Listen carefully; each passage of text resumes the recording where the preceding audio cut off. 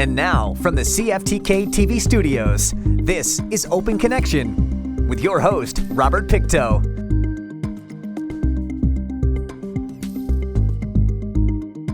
Welcome to Open Connection with your host, Robert Pictou. Our show today comes to you from the traditional and unceded territory of the Tsimshian people. A lawyer who is skilled in the art of persuasive storytelling will engage and interact with the jury, giving them room to add their own ending and feel invested in the outcome of the case.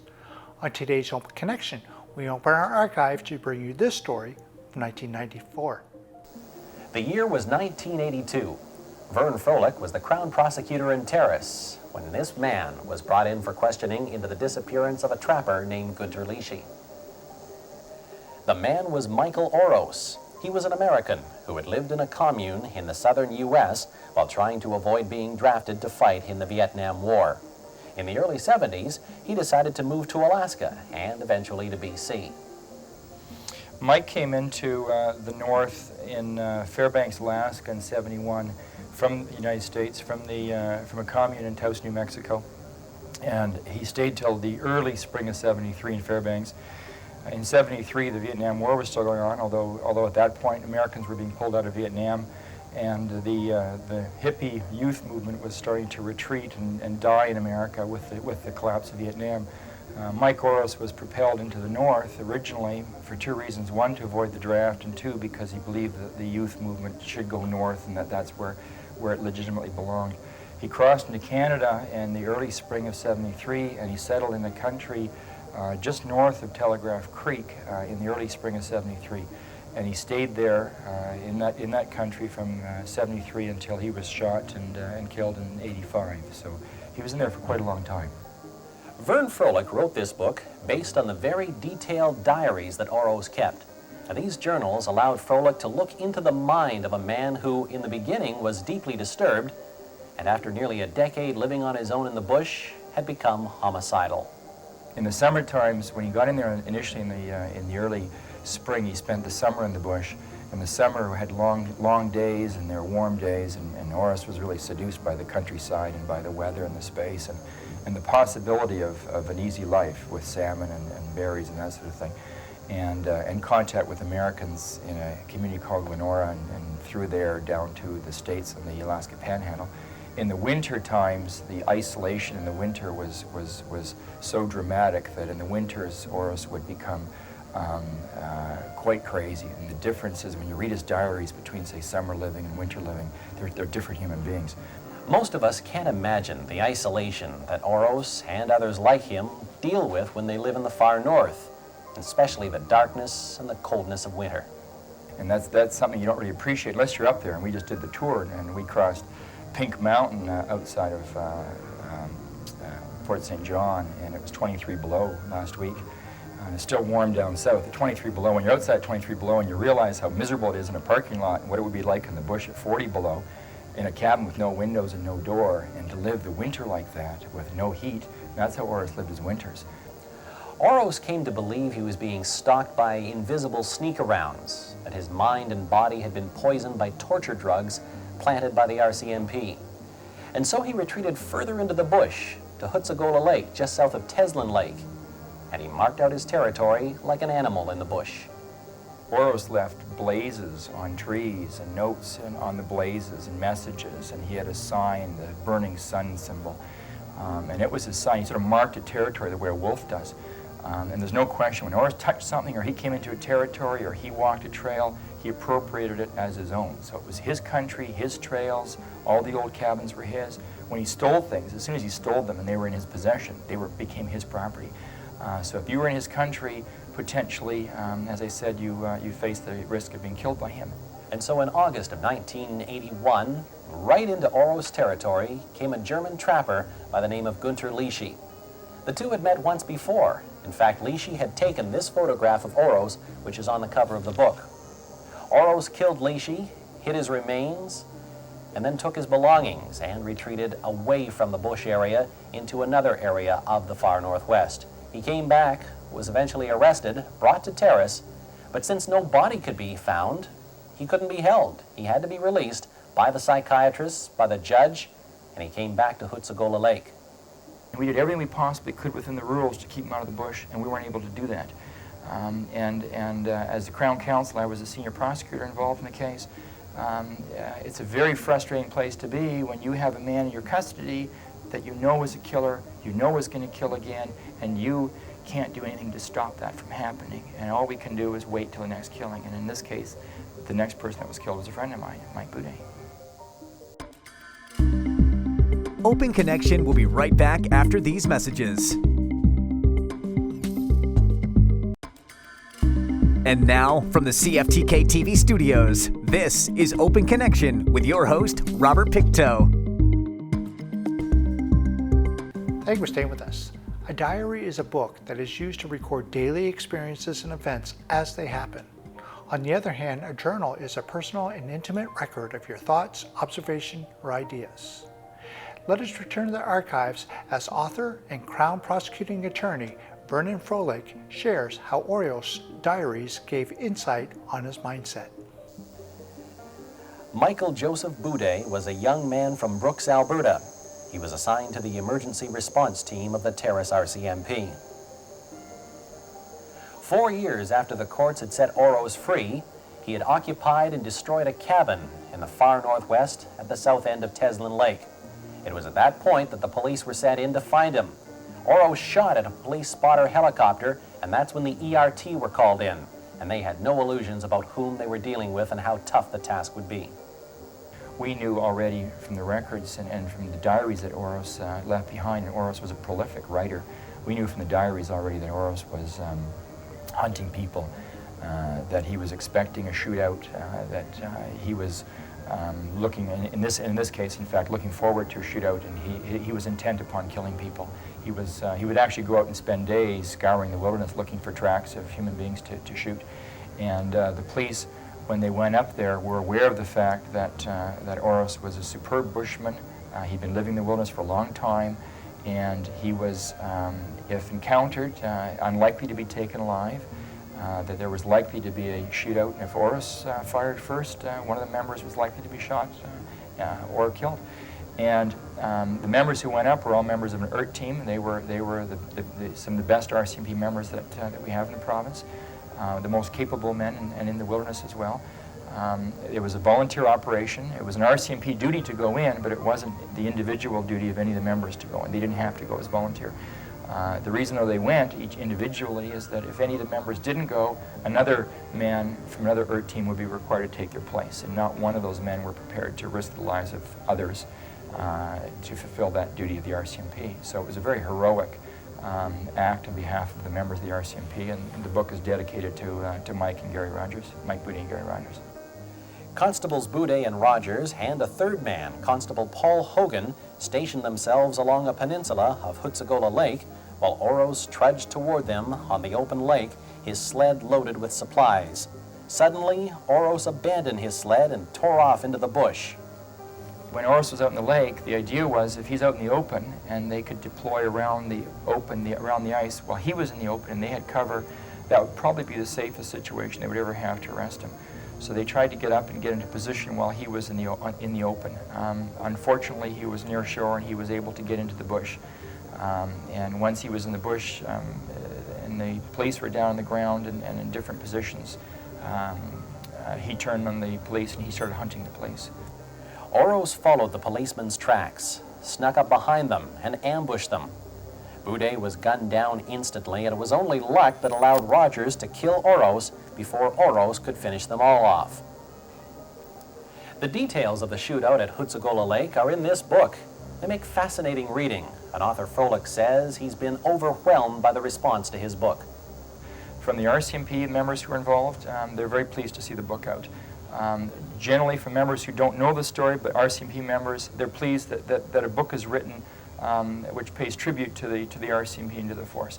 And that they're glad to see that someone writes and writes stories about this so that people understand sort of the situation that the police are sometimes put in. In this case, the police were put in an impossible situation.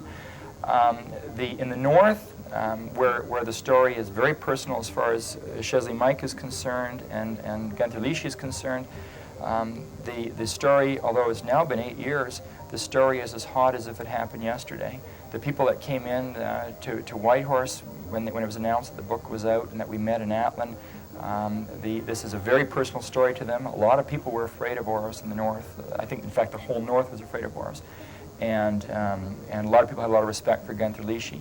So they're very glad, everywhere I went, with one exception, they were all very glad that Oros is dead. And that's not putting it too coldly. They wanted him out of the picture. He was a dangerous man, and they wanted him gone. And so in the north, they were glad to see the story as well. It's an exciting story to them, and they knew everyone in the north has a piece of the story. They've all met, or they knew someone who met Gunther Lishi or Oros, or they had some kind of encounter. And they all had a piece of it, and then there were a lot of rumors, and there's still a lot of rumors that float around in the north about the story. And what the book does, the book collects and gives a perspective to all of their individual stories. So I think what the book does, it solidifies the story, and I think this is an important piece of Canadian history. Today, at the site of the shooting, lies a cairn dedicated to the memory of the slain Constable Boudet. But you don't have to travel all the way up to Teslin Lake. A similar plaque was placed at the entranceway to the terrace detachment of the RCMP. Open Connection will be right back after these messages. And now, from the CFTK-TV studios, this is Open Connection with your host, Robert Pictou. Welcome back to Open Connection. The Canadian Coast Guard has the responsibility to ensure that proper measures are implemented to reduce the potential adverse effects of a marine emergency incident. The Environmental Response Division has the prime responsibility to ensure that appropriate prevention, reporting, surveillance, and response capabilities are available. Let us return to the archives to witness a training simulation at Seal Cove. The day began shortly before 8:30 with a pre-arranged call to the Coast Guard base in Seal Cove. With clear skies and light winds, crews began the trek to the site of the simulated oil spill.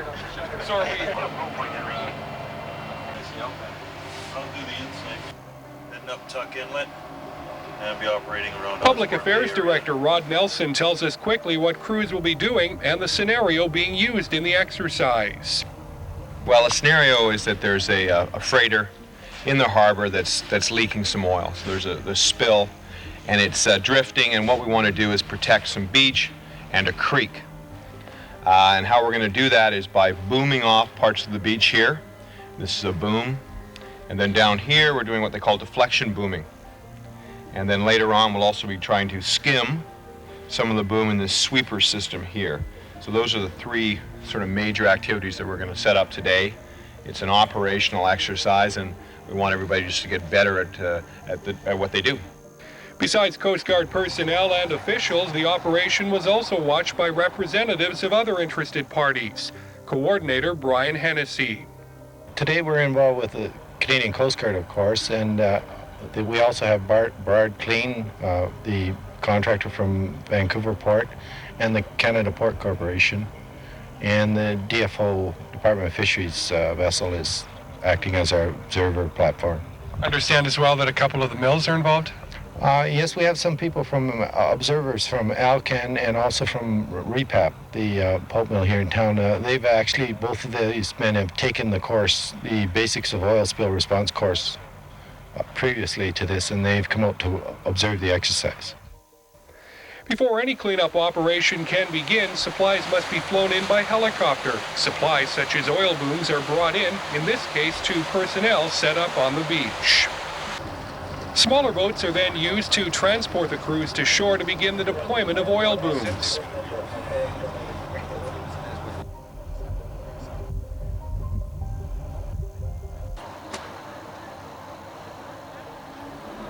As Public Affairs spokesperson Rod Nelson explained earlier, several pairs of boats are needed to set up what's known as deflection booms.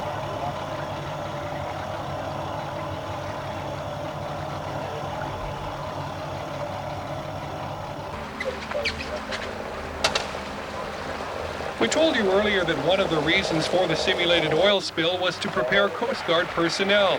The other, for Coast Guard officials seen here, to observe the practice exercise and see what works and what doesn't.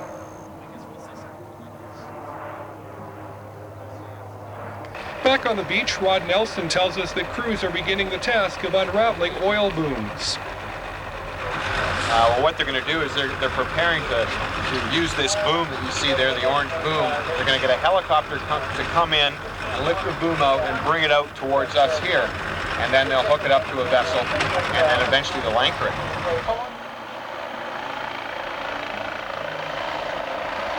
To allow us to see the operation be completed from the air, we're taken back to the Coast Guard base in Seal Cove by boat and flown by Coast Guard helicopter back over the site to see the operation complete.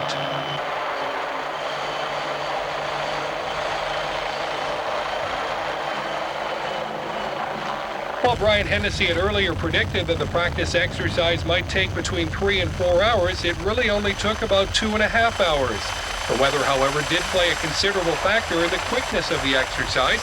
It's hoped that a simulated oil spill exercise will be held once a year to keep Prince Rupert's Coast Guard ready in the event that an oil tanker en route to Alaska really does run aground and spill oil.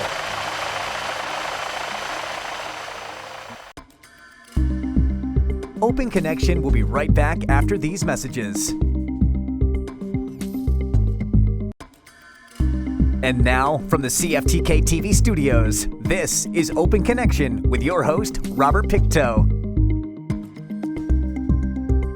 Founded more than 35 years ago, the Songwriters Association of Canada is one of Canada's leading advocating bodies on behalf of Canadian music creators. Their mission is to provide value to the members by developing and protecting the creative, business, legal interest of Canadian music creators. In this final segment of Open Connection, singer-songwriter Lund. We need a love song breakout. I'd rather live in peace. We gotta find that freedom. Why don't we set them free? This is how Peter Lund spends his spare time. Whether he's on a mountaintop making a video for his last album or in his house writing songs for his next one, music plays a big part in his life. Actually, I used to listen to music in my parents' basement with my headphones on, and I used to rock back and forth to the music, I remember, and they'd come in the room and think I was absolutely crazy. This looked like a warped mind kind of a fellow rocking back and forth on the couch with this loud set of headphones on, but I guess what that was doing was just loading all these songs into my head, and now I'm trying to reorganize them and spit them back out again, so they sound a little different, I guess. Well, he's out of his parents' basement now and into his own. He composes most of his songs here. My brother played guitar in a band, and these older boys were always cranking out music in their basement and whatnot, and I just picked up on a few chords from there, and other than that, no formal lessons at all, and just play by ear pretty well. That's why I have a tape machine close by when I compose music, because I can't read or write music, so I have to get her down on tape quickly so I don't forget.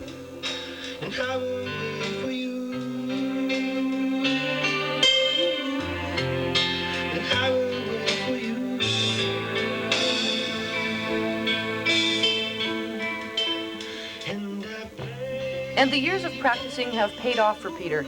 He now has one album out and the video for one of the songs on it produced.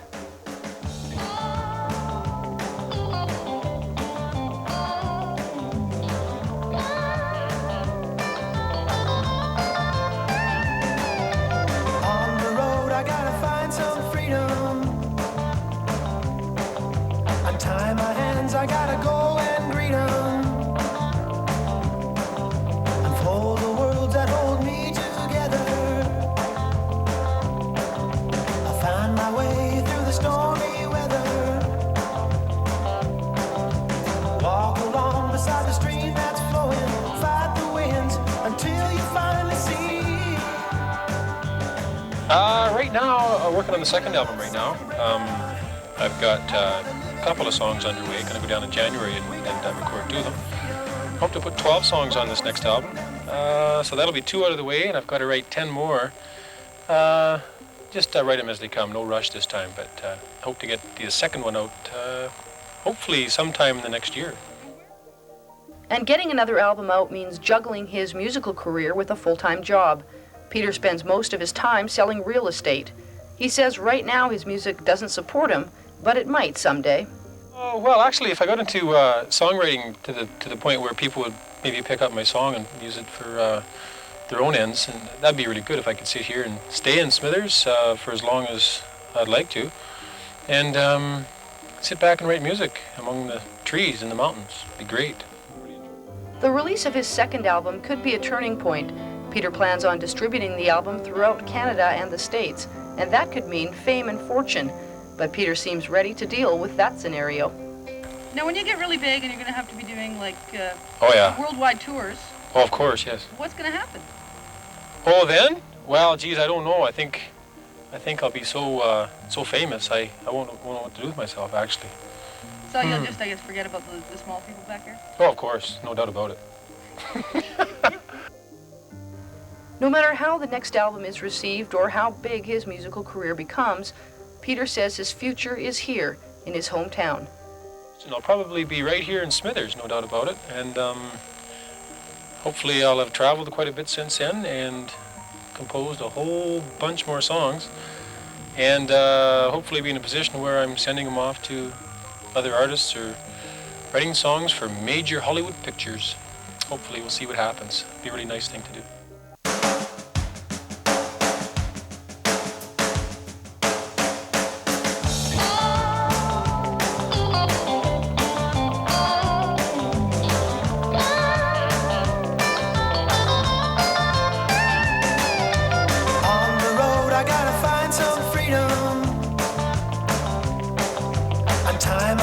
I gotta go and greet 'em, unfold the worlds that hold me together. I find my way through the stormy weather, walk along beside the stream that's flowing, fight the winds until you finally see. We need a love song breakout, I'd rather live in peace.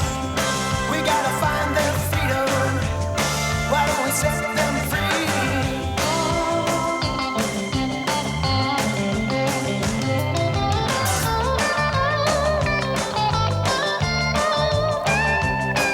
With the time we have, we gotta go and feed them.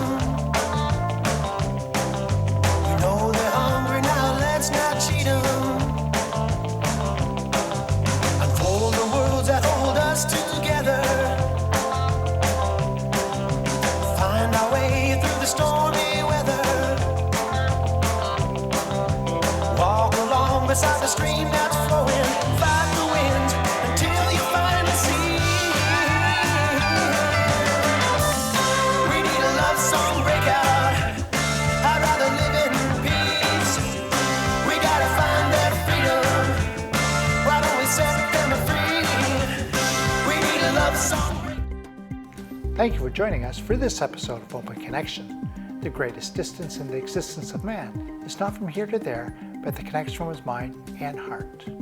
If we can conquer that distance, we can soar like an eagle and realize our immensity within. I'm Robert Pictou.